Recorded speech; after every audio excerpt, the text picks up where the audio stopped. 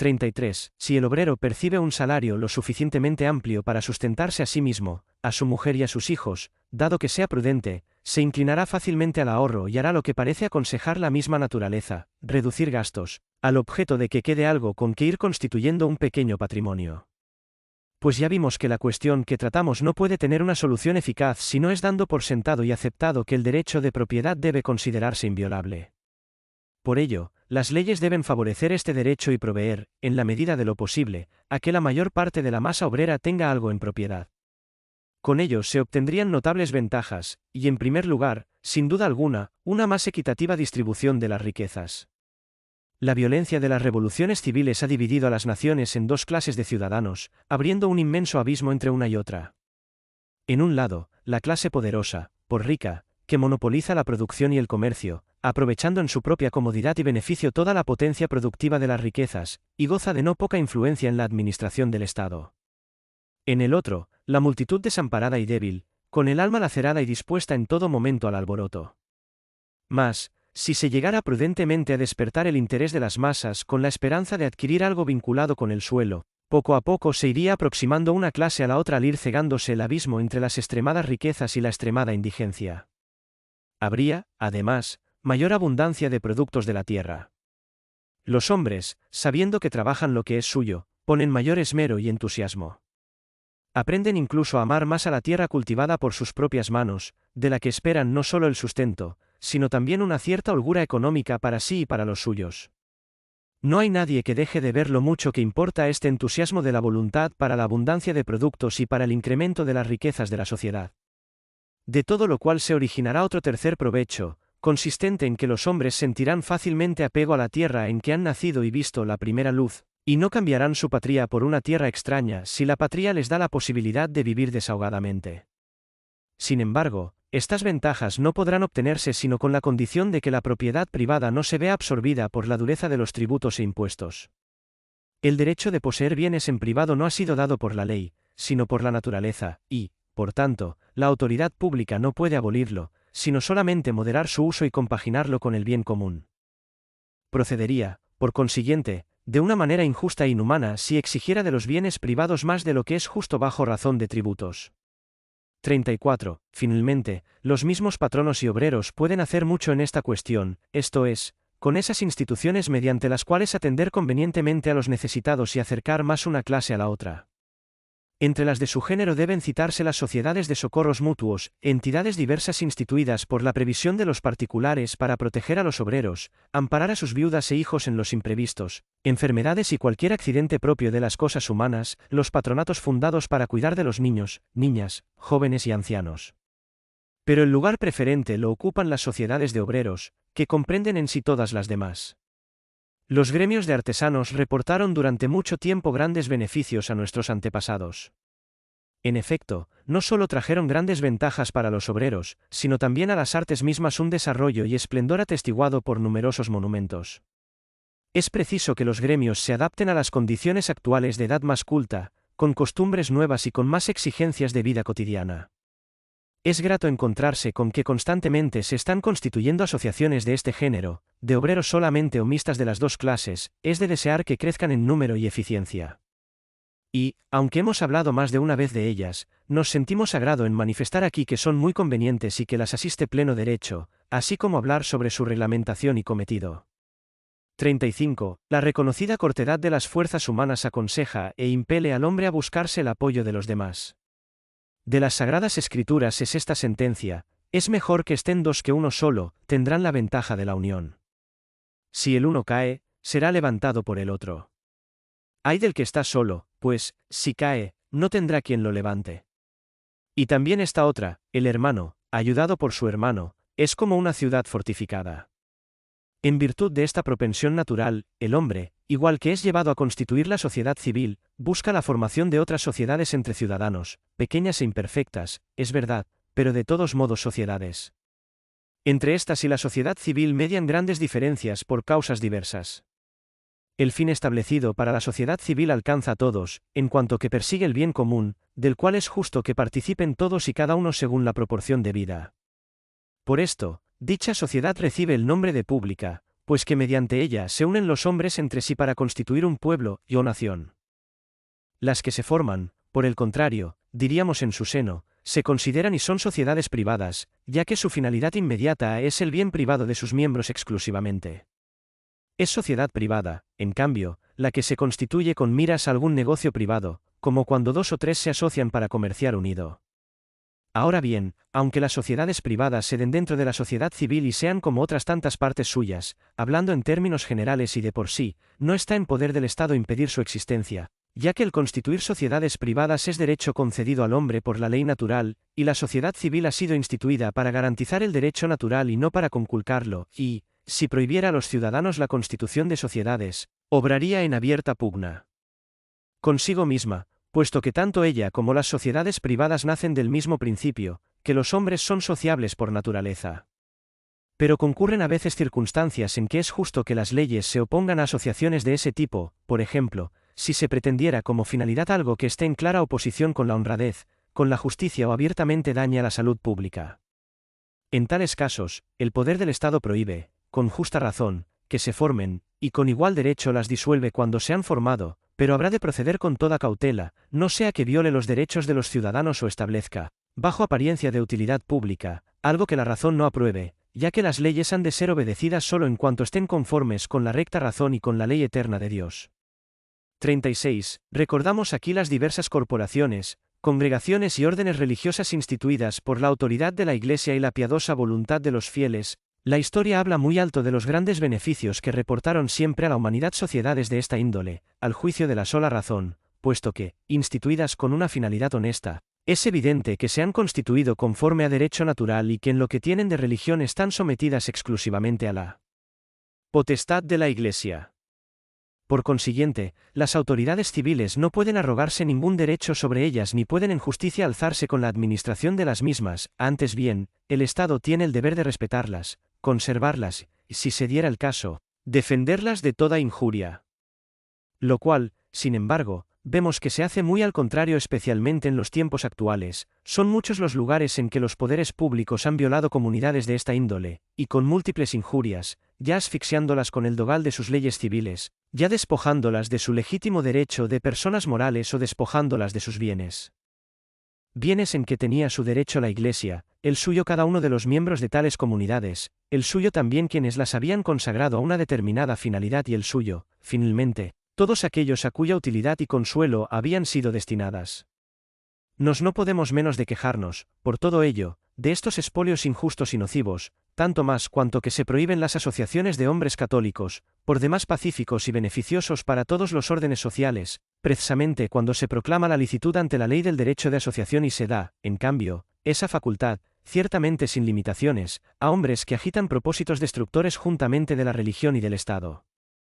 37. Efectivamente, el número de las más diversas asociaciones, principalmente de obreros, es en la actualidad mucho mayor que en otros tiempos. No es lugar indicado este para estudiar el origen de muchas de ellas, que pretenden, qué caminos siguen. Existe, no obstante, la opinión, confirmada por múltiples observaciones, de que en la mayor parte de los casos están dirigidas por jefes ocultos, los cuales imponen una disciplina no conforme con el nombre cristiano ni con la salud pública, acaparada la totalidad de las fuentes de producción, proceden de tal modo, que hacen pagar con la miseria a cuantos rehúsan asociarse con ellos. En este estado de cosas, los obreros cristianos se ven ante la alternativa o de inscribirse en asociaciones de las que cabe temer peligros para la religión, o constituir entre sí sus propias sociedades, aunando de este modo sus energías para liberarse valientemente de esa injusta e insoportable opresión. ¿Qué duda cabe de que cuantos no quieran exponer a un peligro cierto el supremo bien del hombre habrán de optar sin vacilaciones por esta segunda postura? 38. Son dignos de encomio, ciertamente, muchos de los nuestros que, examinando concienzudamente lo que piden los tiempos, experimentan y ensayan los medios de mejorar a los obreros con oficios honestos. Tomado a pechos el patrocinio de los mismos, se afanan en aumentar su prosperidad tanto familiar como individual, de moderar igualmente, con la justicia, las relaciones entre obreros y patronos, de formar y robustecer en unos y otros la conciencia del deber y la observancia de los preceptos evangélicos, que, apartando al hombre de todo exceso, impiden que se rompan los límites de la moderación y defienden la armonía entre personas y cosas de tan distinta condición. Vemos por esta razón que con frecuencia se congregan en un mismo lugar hombres egregios para comunicarse sus inquietudes, para coadunar sus fuerzas y para llevar a la realidad lo que se estime más conveniente. Otros se dedican a encuadrar en eficaces organizaciones a los obreros, ayudándolos de palabra y de hecho y procurando que no les falte un trabajo honesto y productivo. Suman su entusiasmo y prodigan su protección los obispos, y, bajo su autoridad y dependencia, otros muchos de ambos cleros cuidan celosamente del cultivo del espíritu en los asociados.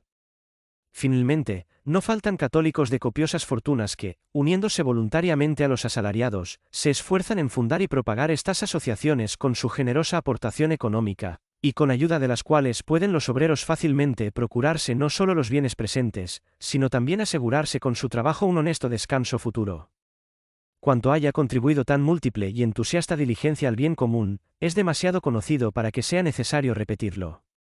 De aquí que nos podamos alentar sanas esperanzas para el futuro, siempre que estas asociaciones se incrementen de continuo y se organicen con prudente moderación.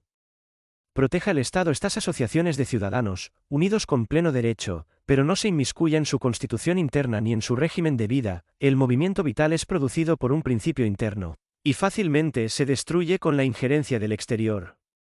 39. Efectivamente, se necesita moderación y disciplina prudente para que se produzca el acuerdo y la unanimidad de voluntades en la acción. Por ello, si los ciudadanos tienen el libre derecho de asociarse, como así es en efecto, tienen igualmente el derecho de elegir libremente aquella organización y aquellas leyes que estimen más conducentes al fin que se han propuesto. Nos estimamos que no puede determinarse con reglas concretas y definidas cuál haya de ser en cada lugar la organización y leyes de las sociedades a que aludimos, puesto que han de establecerse conforme a la índole de cada pueblo, a la experiencia y a las costumbres, a la clase y efectividad de los trabajos, al desarrollo del comercio y a otras circunstancias de cosas y de tiempos, que se han de sopesar con toda prudencia. En principio, se ha de establecer como ley general y perpetua que las asociaciones de obreros se han de constituir y gobernar de tal modo que proporcionen los medios más idóneos y convenientes para el fin que se proponen, consistente en que cada miembro de la sociedad consiga, en la medida de lo posible, un aumento de los bienes del cuerpo, del alma y de la familia. Pero es evidente que se ha de tender, como fin principal, a la perfección de la piedad y de las costumbres, y asimismo que a este fin habrá de encaminarse toda la disciplina social. De lo contrario, degeneraría y no aventajarían mucho a ese tipo de asociaciones en que no suele contar para nada ninguna razón religiosa. Por lo demás, ¿de qué le serviría al obrero haber conseguido, a través de la asociación, abundancia de cosas, si peligra la salvación de su alma por falta del alimento adecuado? ¿Qué aprovecha al hombre conquistar el mundo entero si pierde su alma? Cristo nuestro Señor enseña que la nota característica por la cual se distinga un cristiano de un gentil debe ser esa precisamente: eso lo buscan todas las gentes. Vosotros buscad primero el reino de Dios y su justicia, y todo lo demás se os dará por añadidura. Aceptados, pues, los principios divinos, désele un gran valor a la instrucción religiosa, de modo que cada uno conozca sus obligaciones para con Dios, que sepa lo que ha de creer, lo que ha de esperar y lo que ha de hacer para su salvación eterna, y se ha de cuidar celosamente de fortalecerlos contra los errores de ciertas opiniones y contra las diversas corruptelas del vicio. Instese, incítese a los obreros al culto de Dios y a la afición a la piedad, sobre todo a velar por el cumplimiento de la obligación de los días festivos. Que aprendan a amar y reverenciar a la Iglesia, madre común de todos, e igualmente a cumplir sus preceptos y frecuentar los sacramentos, que son los instrumentos divinos de purificación y santificación.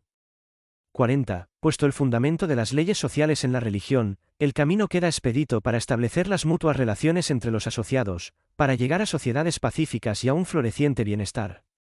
Los cargos en las asociaciones se otorgarán en conformidad con los intereses comunes, de tal modo que la disparidad de criterios no reste unanimidad a las resoluciones. Interesa mucho para este fin distribuir las cargas con prudencia y determinarlas con claridad para no quebrantar derechos de nadie. Lo común debe administrarse con toda integridad, de modo que la cuantía del socorro esté determinada por la necesidad de cada uno, que los derechos y deberes de los patronos se conjuguen armónicamente con los derechos y deberes de los obreros. Si alguna de las clases estima que se perjudica en algo su derecho, nada es más de desear como que se designe a varones prudentes e íntegros de la misma corporación, mediante cuyo arbitrio las mismas leyes sociales manden que se resuelva la lid.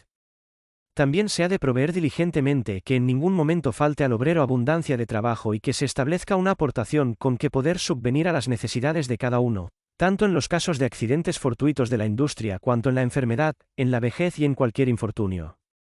Con estos principios, con tal de que se los acepte de buena voluntad, se habrá provisto bastante para el bienestar y la tutela de los débiles, y las asociaciones católicas serán consideradas de no pequeña importancia para la prosperidad de las naciones. Por los eventos pasados prevemos sin temeridad los futuros. Las edades se suceden unas a otras, pero la semejanza de sus hechos es admirable, ya que se rigen por la providencia de Dios, que gobierna y encauza la continuidad y sucesión de las cosas a la finalidad que se propuso al crear el humano linaje. Sabemos que se consideraba ominoso para los cristianos de la Iglesia naciente el que la mayor parte viviera de limosnas o del trabajo. Pero, desprovistos de riquezas y de poder, lograron, no obstante, ganarse plenamente la simpatía de los ricos y se atrajeron el valimiento de los poderosos. Podía vérseles diligentes, laboriosos, pacíficos, firmes en el ejemplo de la caridad.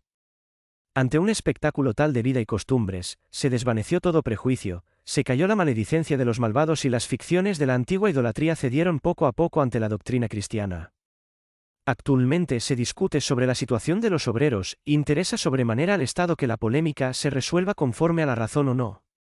Pero se resolverá fácilmente conforme a la razón por los obreros cristianos si, asociados y bajo la dirección de jefes prudentes, emprenden el mismo camino que siguieron nuestros padres y mayores, con singular beneficio suyo y público.